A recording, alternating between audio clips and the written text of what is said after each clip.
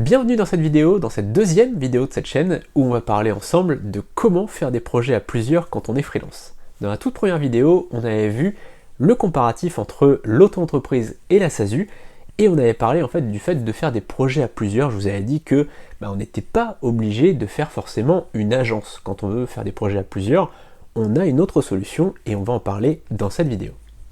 Avant de commencer cette vidéo, je vais me présenter rapidement, je m'appelle David Lefebvre, je suis freelance depuis 2012 et j'ai cofondé befreelancer.com qui est une plateforme pour les freelances du digital.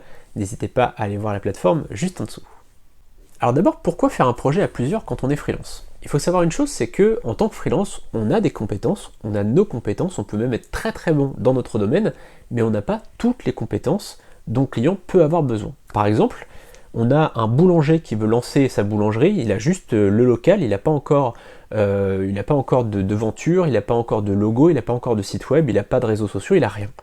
Et vous êtes vraiment spécialiste de la création de sites WordPress qui convient totalement pour son activité. Finalement, un site WordPress vitrine, ça va lui suffire complètement.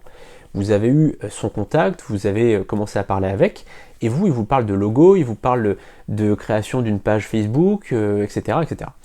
Et vous vous dites, moi je ne vais pas pouvoir faire son projet puisque j'ai pas toutes ces compétences. Et là, il y a deux choix. Soit vous pouvez aller dire au client, non, finalement, allez voir une agence, moi je ne vais pas pouvoir faire de projet. Ou alors, vous pouvez vous dire, moi j'ai cette compétence-là de création de site WordPress, je peux vous faire votre site. Donc vous allez lui dire très clairement, je peux faire votre site, mais je n'ai pas toutes les compétences. Et donc ça, vous risquez clairement en disant ça que le client il aille voir ailleurs, c'est-à-dire qu'il aille voir une agence ou un collectif dans lesquels il va y avoir toutes les compétences. Donc là c'est très intéressant de prévoir ça et d'avoir directement une solution. Et c'est ce qu'on va voir maintenant. On va voir donc comment pouvoir proposer une offre packagée finalement à un client, même si vous n'avez qu'une seule compétence, et c'est d'ailleurs très bien d'avoir une seule compétence, on en parlera dans une autre vidéo où on verra s'il vaut mieux se spécialiser ou être totalement général et faire de tout. Et je vous dirais clairement ce que j'en pense, c'est que il vaut mieux avoir sa spécialisation, être fort dans son domaine plutôt qu'être généraliste et faire un peu tout et n'importe quoi. Mais malgré tout, il faut savoir avoir donc cette capacité de proposer aux clients différentes choses, une offre packagée, et c'est ce qu'on va voir maintenant.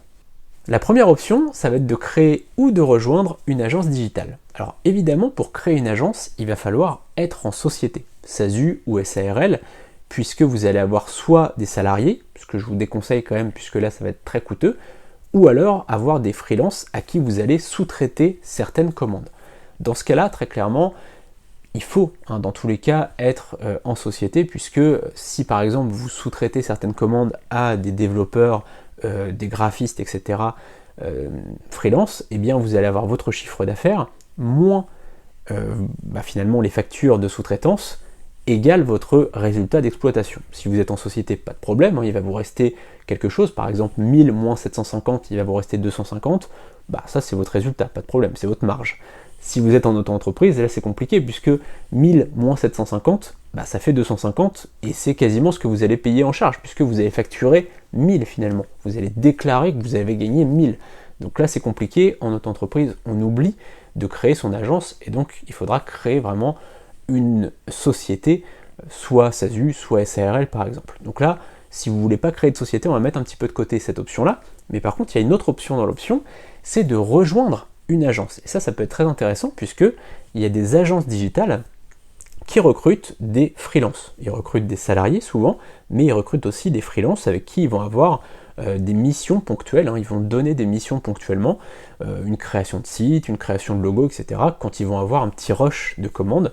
Donc ça peut être très intéressant de rejoindre une agence pour dire j'ai un client qui a beaucoup de demandes, qui a une demande générale, j'ai mon boulanger qui a des demandes en réseaux sociaux, création de sites, donc ça je pourrais m'en charger, création de logo, etc. Est-ce que je peux vous amener ce client-là, vous le facturez, et moi je m'occupe de la création de site.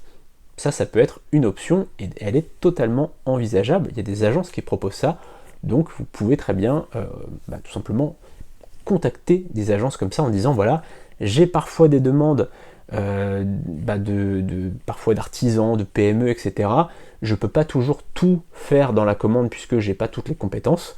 est-ce qu'on pourrait travailler ensemble? Ça peut être très intéressant, c'est la première option. Et la deuxième option, c'est de faire partie d'un collectif. Un collectif, qu'est-ce que c'est? Eh bien, c'est plusieurs personnes qui ont leur propre entité, donc leur propre auto-entreprise. Parfois, certains sont en société, mais beaucoup sont en auto-entreprise, et ils travaillent ensemble sur différents projets. Et en fait, par exemple, s'il y a le projet, comme je disais, d'une boulangerie qui a plusieurs choses à faire, qui a une mission de création de site, de création de logo, de création de pages Facebook, de création de pages Instagram, etc., eh bien, chacun va vendre sa prestation. D'accord? Donc le client, il va avoir finalement 4 factures différentes, de 4 entités différentes.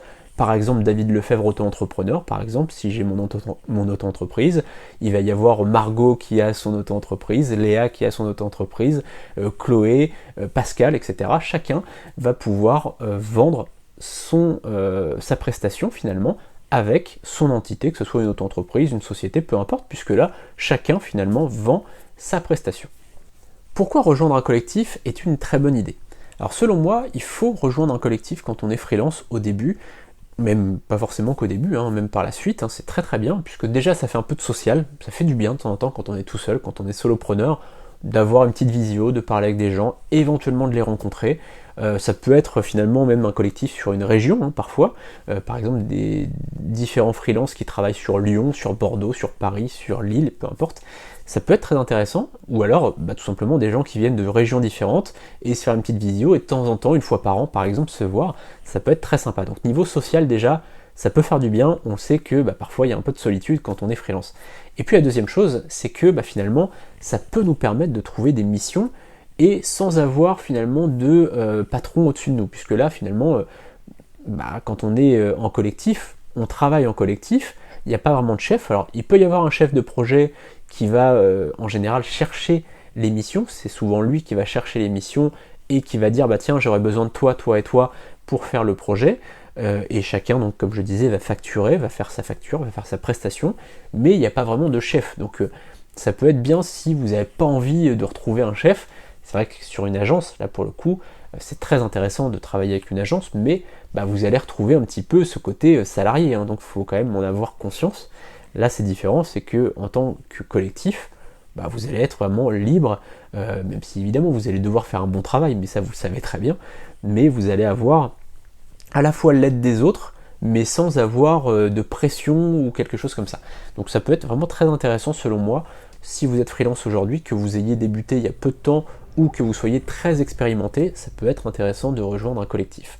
D'ailleurs sur Befreelancer, on va faire très prochainement, parce qu'il y a d'autres choses qu'on veut faire très très prochainement et très très rapidement, mais on va faire prochainement des nouvelles fonctionnalités pour pouvoir travailler en collectif. Donc vous pourrez très bien rejoindre la plateforme, vous pouvez vous inscrire dès que vous voulez, c'est gratuit, vous pouvez rejoindre la plateforme dès maintenant, vous créez votre compte et sur certains projets, vous pourrez vendre en collectif. Alors ça, j'en parlerai un petit peu plus tard quand ce sera en place, mais on a vraiment envie de développer ça parce que c'est vraiment excellent de pouvoir avoir des discussions à plusieurs, de pouvoir faire des missions à plusieurs. Ça, on veut vraiment le développer sur Befreelancer. D'ailleurs, n'hésitez pas à me dire vos conseils, vos suggestions, vos idées dans la barre des commentaires, ça me fait vraiment plaisir de vous lire. On se retrouve donc très bientôt pour une prochaine vidéo, puisque là je pense qu'on a fait le tour du sujet, et n'hésitez pas à vous abonner à la page, la chaîne plutôt, YouTube, juste en dessous, pour recevoir toutes les prochaines vidéos, en cliquant sur la cloche pour être prévenu à chaque fois que je lance une nouvelle vidéo.